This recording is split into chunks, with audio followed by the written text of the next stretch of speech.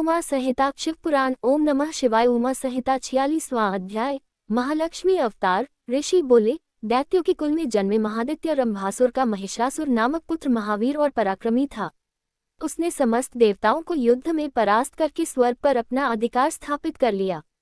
तब सभी देवता दुखी होकर ब्रह्मा जी और विष्णु जी को अपने साथ लेकर भगवान शिव के पास पहुंचे। उन्होंने भगवान शिव को सारी बातें विस्तार पूर्वक सुनाई। सारी कथा सुनने के उपरांत क्रोधित भगवान शिव की आंखों और मुख से एक दिव्य तेज उत्पन्न हुआ। उस तेज में सब देवताओं ने अपना अपना तेज मिलाया, जिससे देवी महामाया जगदम्बा का प्रादुर्भाव हुआ। उन्हें देखकर देवताओं की प्रसन्नता की कोई सीमा न रही। सबने देवी को अनेक आयुध एवं आभूषण भेंट किए। ब्रह्मा जी, विष्णु और शिवजी सहित समस्त देवताओं की अनेकों शक्तियां ग्रहण करने के पश्चात देवी ने जोर का अट्टहास और गर्जना की। देवी की गर्जना से धरती, आकाश और पाताल गूंज गए। उस गर्जना को सुनकर देव शत्रु दैत्यों ने अपने अपने हथियार उठा लिए। देखते ही देखते देवी जगदम्बा दैत्यों से युद्ध करने पहुंच गईं। दैत्यों और देवी के बीच घोर संग्राम होने लगा। देवी जगदम्बा ने शूल, शक्ति, तोमर आदि शस्त्रों से लाखों दैत्यों का विनाश कर दिया। पराक्रमी देवी को देखकर दैत्य सेना भयभीत होकर इधर उधर भागने लगी। तब महिषासुर ने आकर देवी जगदम्बा को ललकारा। उसने तलवार लेकर देवी के वाहन सिंह पर आक्रमण कर दिया। अपने सिंह पर आई इस विपत्ति को देखकर देवी ने अपना पाश महिषासुर पर फेंका। अपनी ओर आते पाश को देखकर महिषासुर ने महिष का रूप त्याग कर सिंह का रूप धारण कर लिया। देवी जगदम्बा ने यह देखकर झपट कर उसका सिर धड़ से अलग कर दिया, परंतु महिषासुर फिर भी न मरा और रूप बदल बदल कर देवी से युद्ध करने लगा और उनके सिंह को परेशान करने लगा। इस प्रकार देवी और महिषासुर का युद्ध बहुत लंबे समय तक चलता रहा। उनके इस भयानक युद्ध से पूरा त्रिलोक कांप उठा। सारे जीव जंतु दुखी हो गए। तब देवी उछलकर महिषासुर पर चढ़ गईं।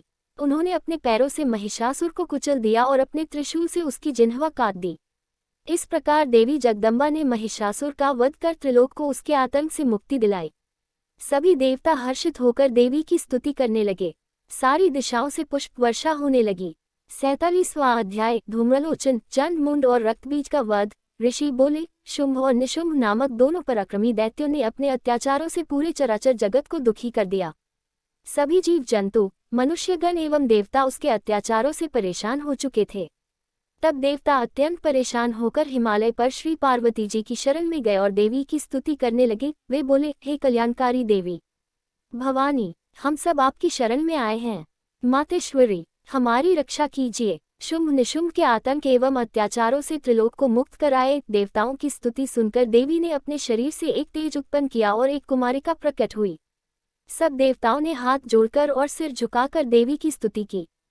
तब पार्वती जी बोली, देवगण, मेरे कोष से निकलने के कारण ये कौशिकी नाम से प्रसिद्ध होंगी और मातंगी नाम से जग प्रसिद्ध होंगी। यह कहकर देवी अंतर्धान हो गई और देवता अपने स्थान को लौट गए। देवी कौशिकी वहीं हिमालय की गुफा में रहने लगी। एक दिन शुंभ निशुंभ के सेवकों ने उन्हें देख लिया।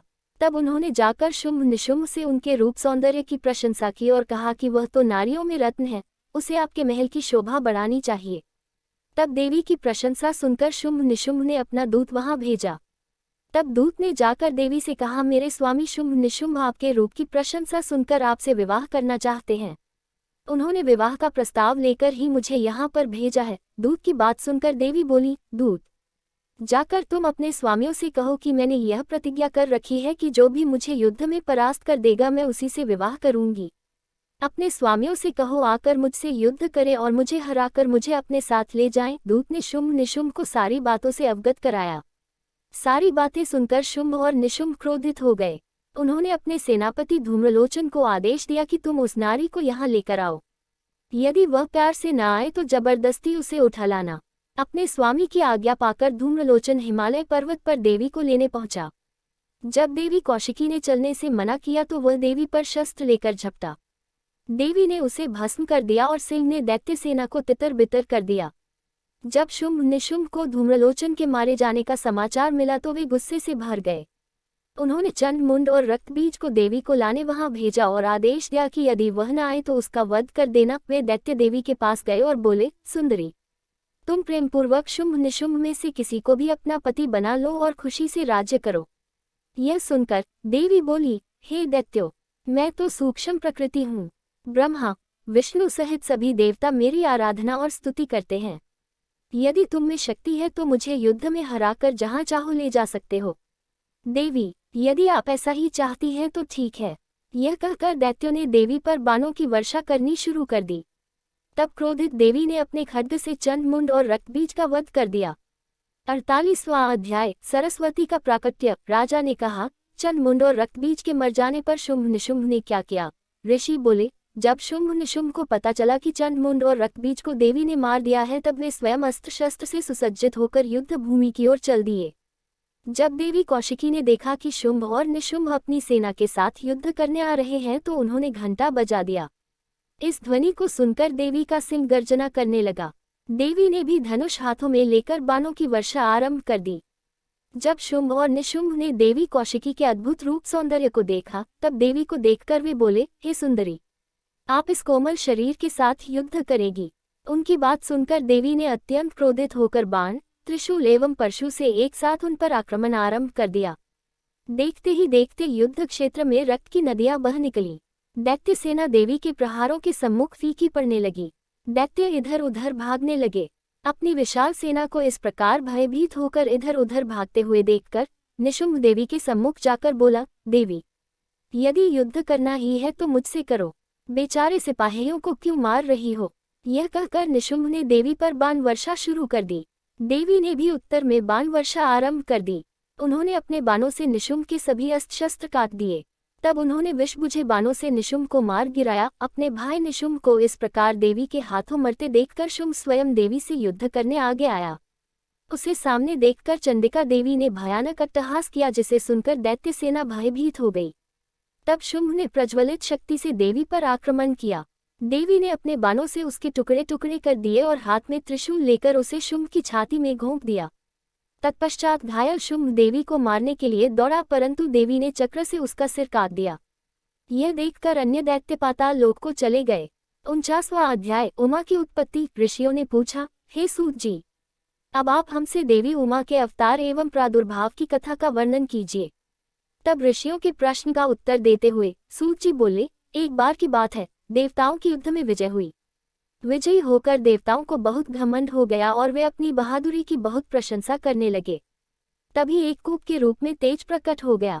उस तेज को एकाएक देखकर देवता घबरा गए।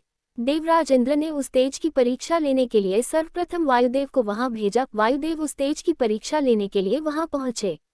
उन्होंने तेज के पास जाकर पूछा, तू कौन है?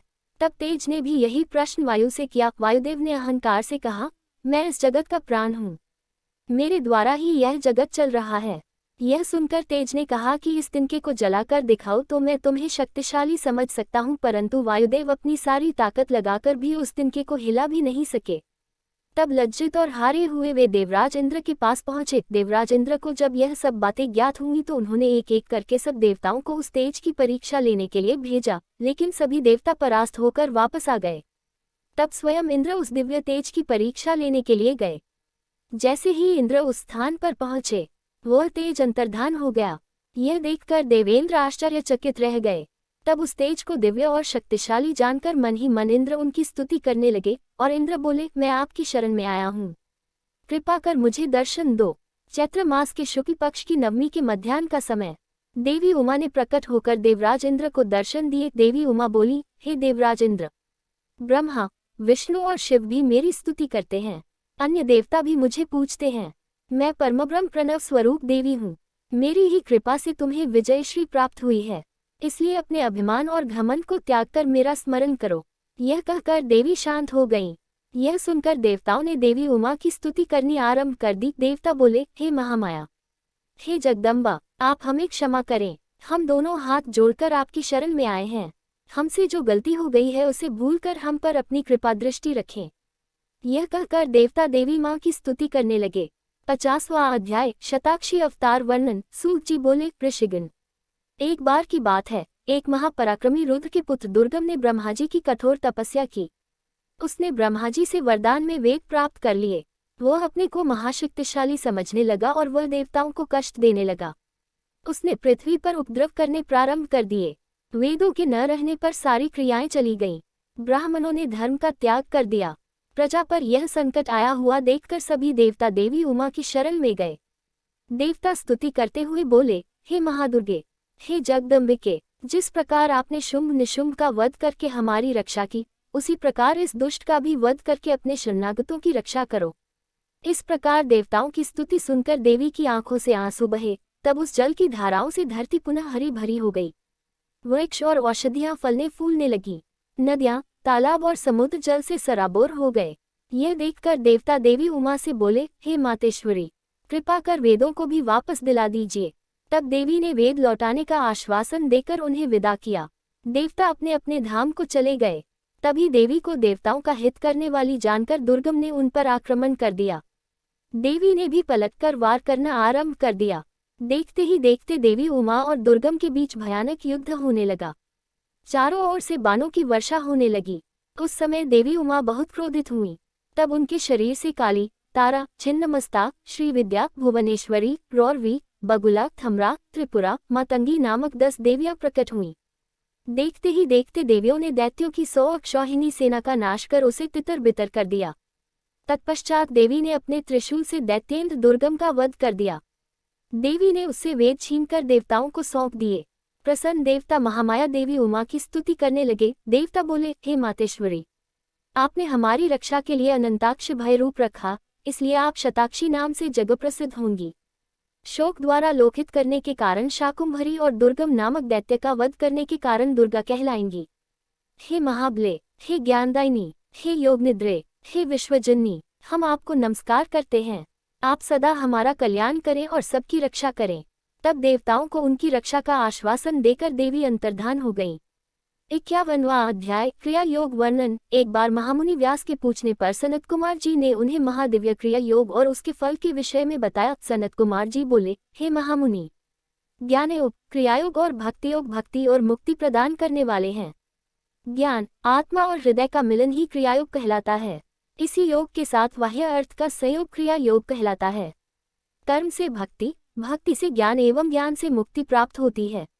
योग ही मुक्ति का एकमात्र मार्ग है। पत्थर, लकड़ी एवं मृत्तिका से देवी का मंदिर बनवाने, प्रतिदिन यज्ञ करने से एक सा पुण्य प्राप्त होता। इस लोक में श्री पार्वती जी की मूर्ति का निर्माण कराने वाला निश्चय ही दुर्गालोक को जाता है। देवी का मंदिर बनवाने से पुण्य की प्राप्ति होती है। देवी की मूर्ति की स्थापना कर उसके चारों ओर पंचाहना देवी की स्थापना करने से असंख्य पुण्य की प्राप्ति होती है। सूर्य और चंद्र ग्रहण के समय विष्णु सहस्रनाम के पाठ से कई गुना अधिक फल देवाधिदेव शिवजी का नाम जपने से मिलता है। देवी का नाम जपने से उससे भी अधिक पुण्य मिलता है। नित्य प्रति देवी उमा का नाम जपने से दुर्गा जी के गणपद की प्राप्ति होती है। जो मनुष्य माँ उमा का धूप, दीप, नैवेद्य से पूजन करते हैं, मंदिर को लीपते हैं या उसे साफ करते हैं, उन्हें उमालोक की प्राप्ति होती है। कृष्ण पक्ष की अष्टमी, नवमी तिथि को श्री सूक्त, देवी सूक्त आदि का पाठ कर देवी पर पुष्प अर्पित किए जाते हैं। देवी को कमल का पुष्प या सोना, चांदी अर्पित करने से परम गति की प्राप्ति होती है। चैत्र शुक्ला तृतीया को माँ उमा का व्रत करने से जीवन मरण के चक्र के बंधनों से मुक्ति मिल जाती है। वैशाख माह के शुक्ल पक्ष की तृतीय तिथि को अक्षय तृतीया नाम से जाना जाता है और इस दिन रथोत्सव मनाना चाहिए। देवी की मूर्ति स्थापित करके देवी का पूजन करने के पश्चात उनसे प्रार्थना करें, हे देवी, आप हमारा पालन करने वाली हैं, हम पर प्रसन्न हो और हमारे पूजन को स्वीकार करें। हमें इस लोक में सुख देकर अपना धाम प्रदान करें। आश्विन माह के शुक्ल पक्ष में नवरात्र का व्रत किया जाता है। यह उत्तम व्रत सभी कामनाओं को पूर्ण करने वाला तथा मनोरथ सिद्ध करने वाला है। इसी पुण्य कल्याणकारी व्रत को करने से विरत के पुत्र सुरत राजा बने। समाधि नामक वैश्य को मुक्ति प्राप्त हुई। इसी प्रकार विधि विधान से नवरात्र व्रत को पूरा करने से सभी अभीष्ट फलों की प्राप्ति होती है। इस व्रत को करने से देवी उमा स्त्रियों के सौभाग्य की रक्षा करती है तथा इस व्रत के प्रभाव से विद्या, धन, पुत्र आदि की प्राप्ति होती है। इस प्रकार उमा संहिता का पवित्र भक्तिमय स्वरूप मैंने आपको सुनाया है। इसे पढ़ने एवं सुनने से कामनाएं पूरी होती हैं और सब सुख भोग कर मनुष्य परमधाम को प्राप्त करता है। श्री उमा संहिता संपूर्ण। हर हर महादेव।